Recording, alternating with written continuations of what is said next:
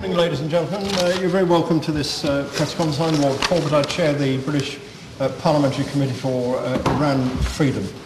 What brings us here is our deep concern at events in Iraq at Camp Ashraf, which is home and has been for about 25 years to 3,500 members of the Iranian resistance. The Iraqi government has demonstrated clearly and completely not only that it ignores its obligations under international humanitarian law as regards the safety and security of residents of Ashraf, but is publicly committed to close that camp and to use whatever force is necessary to do so, including the murder of its residents. On April the 8th, which is the third such attack, 35 residents, including 8 women, with the majority in their 20s, were murdered by thugs in Iraqi police and army uniforms. Is this why British and American troops gave their lives? Is this the kind of freedom and democracy we had in mind when we took a stand against Saddam Hussein in order to offer the Iraqi people the chance of building a democracy? I think not. And all the promises, written and verbal, made by the Iraqi government about ensuring the safety and security of residents of Ashraf were known to be lies when they were said and have been demonstrated since to be lies.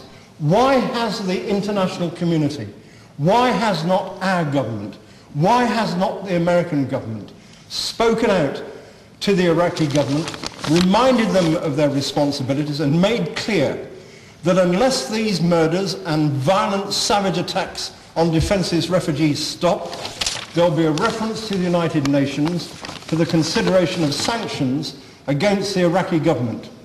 They have demonstrated time and time again, and the corpses mount up, that they are completely going in the opposite direction and are determined, because of their undertakings to the mullahs in Iran, to erase this camp from the face of the earth, because this is what it amounts to. This is organized military massacre.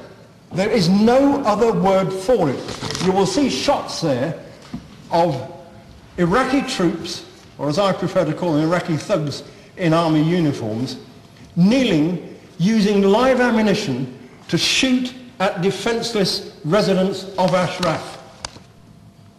Of course, Iraqi sovereignty has to be respected. But respect for Iraqi sovereignty does not mean that the Iraqi government can evade its responsibilities on the undertakings it gave in writing to the Americans about protecting the residents of Ashraf, any more than it excuses that government from its obligations under international humanitarian law. And I also have to say, the same applies to the government of the United Kingdom. We are still part of that coalition who are still involved in Iraq.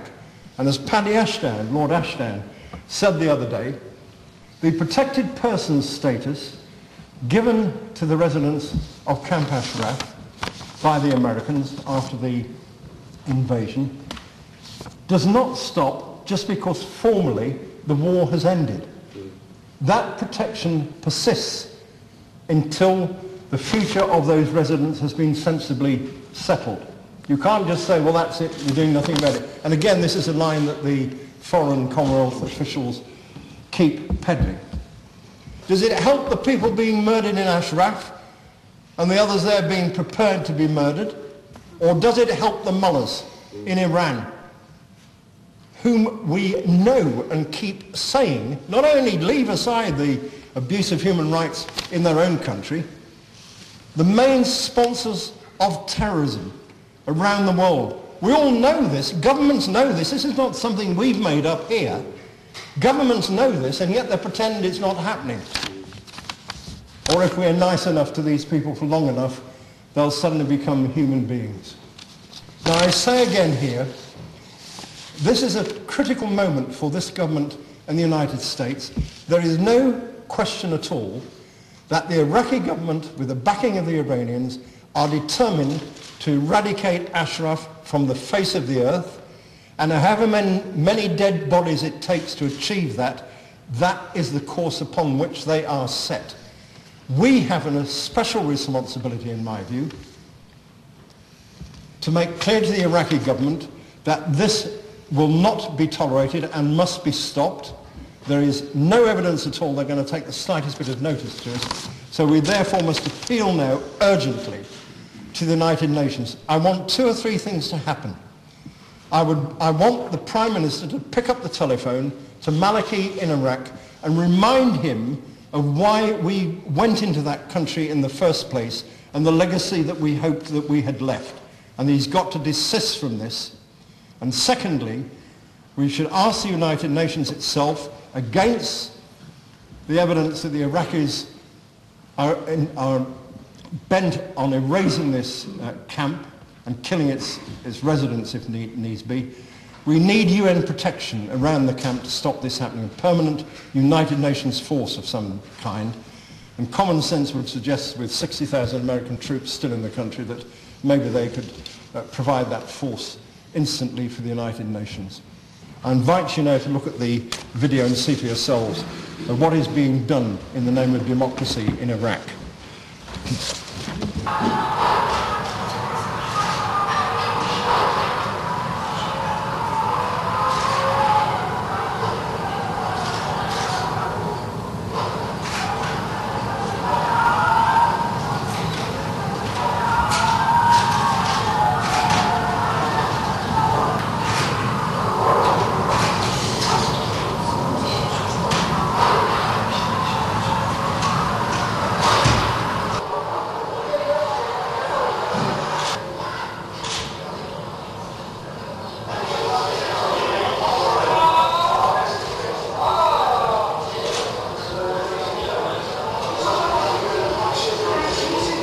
Can't be anybody here today who was not horrified by what he saw in these pictures.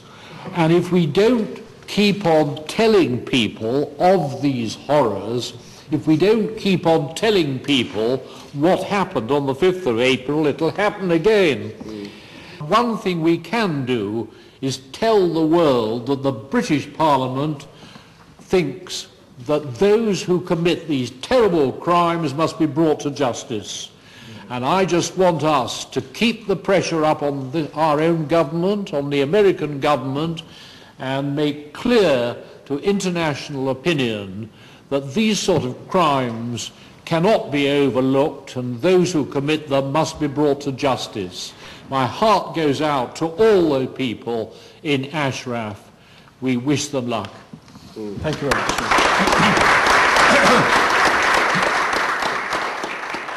I don't know what else you would call what happened other than a massacre.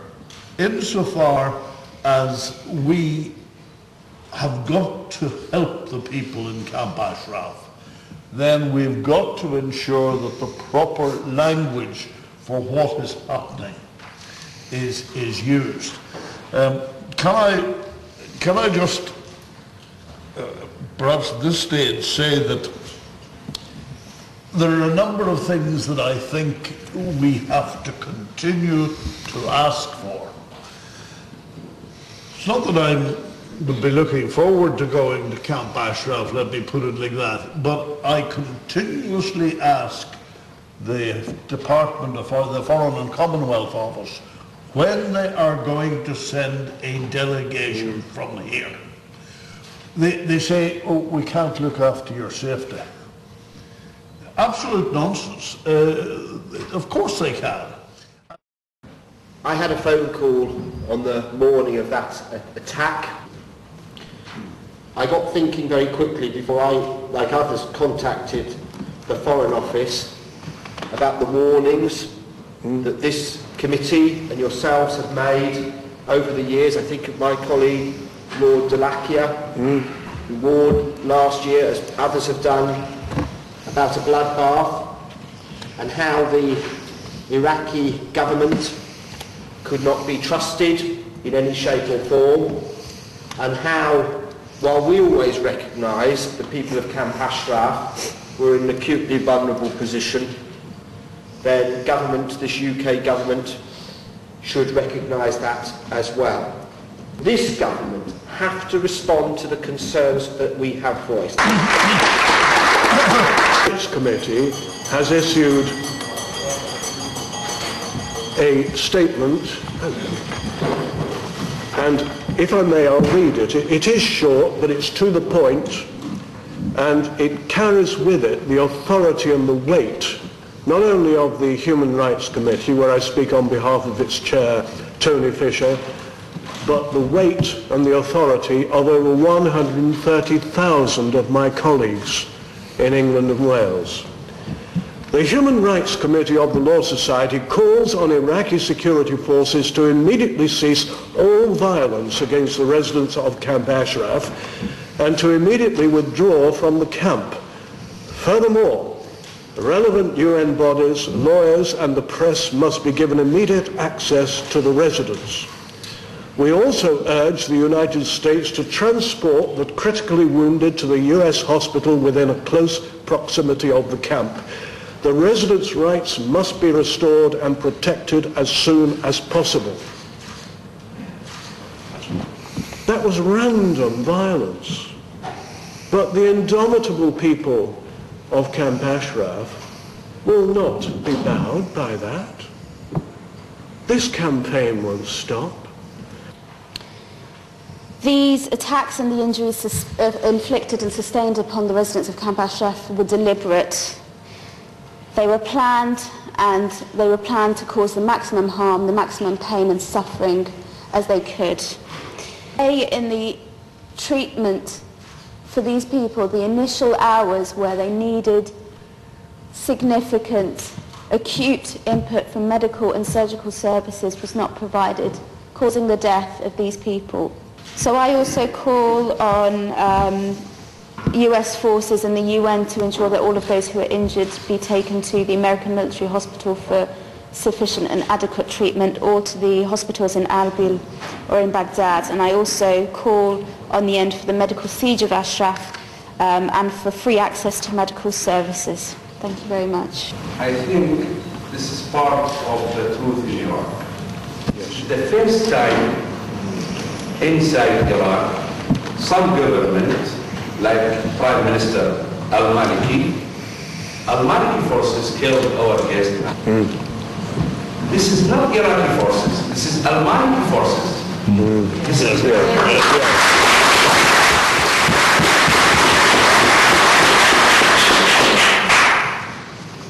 the Iraqi government must be known about the Geneva Convention in 1949.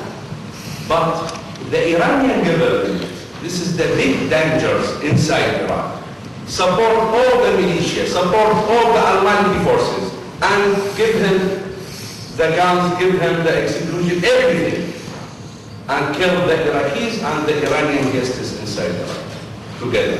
The Maliki government is murder, he's criminal war, and I think must we are looking to our law, how we can